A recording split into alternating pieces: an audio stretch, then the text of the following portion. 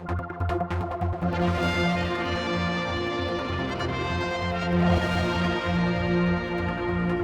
we've been hearing from Mr. Shimon about the trip to China, but I thought it'd be great to hear from the private sector who went. And with me, Andy, who deals in this sort of commodity. And I have to say, it's probably the nearest I'm going to get to a huge amount of gold. Andy, you're on the trip to China. Yeah. First of all, why did you go? Well, we went to participate as part of the trade delegation representing Isle of Man business. Gold is a very unique commodity and an investment asset. And it played very well amongst the mix of other people that were there. I mean, I don't know much about your company. Is it fairly new? IMGold. You deal in gold, obviously, on the Isle of Man. I mean, yeah. Well, we do deal in gold, but it's first and foremost a depository for gold. We set up due to the demand from our stakeholders in providing a storage facility for part or their entire holding of gold. We're happy to take on business from the Isle of Man as well, but we've got more of a global strategic outlook. So what benefits did it have? I mean, we're looking at some pictures here of you doing a Q&A, and there's pictures of Mr. Shimon, and what did you get out of it? Well, it was very much a research opportunity to look at what the barriers to entry in China were. It's a very complex market. From the regulatory point of view, from the restrictions on the limitations on funds exiting their borders.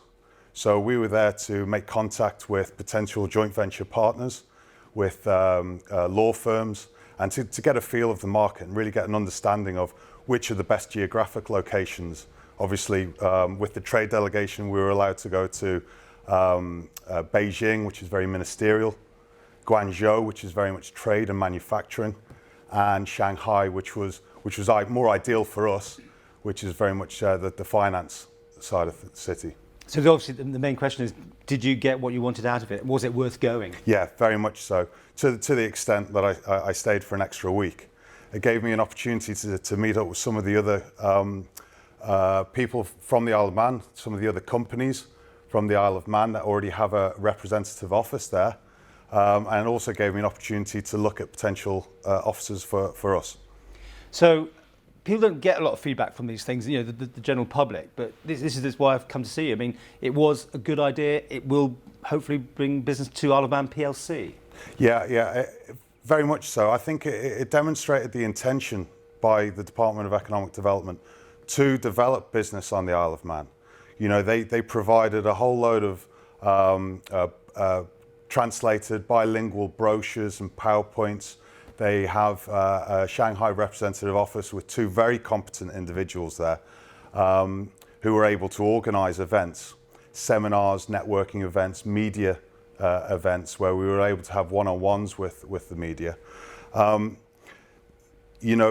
Things can develop and improve the more that this Club for Growth attitude gets, with a combination of government effort and private influence, private industry influence as well, because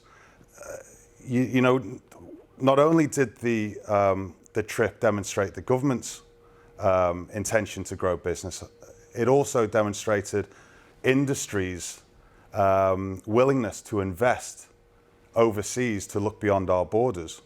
There are various people who succeed in China have to invest a lot of money and effort to do so. And that trip showed, certainly me, that you need to invest the time and money there, get the representative office, get the people on the ground, and gain the local knowledge.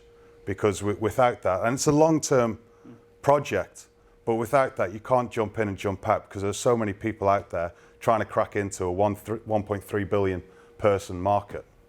Obviously, therefore, it was a benefit to go. Before we can finish, I suppose I really should ask, can I keep this? Sure you can. For the rock bottom price of £35,000 to you, you can write a cheque out to Andrew Baker. £35,000?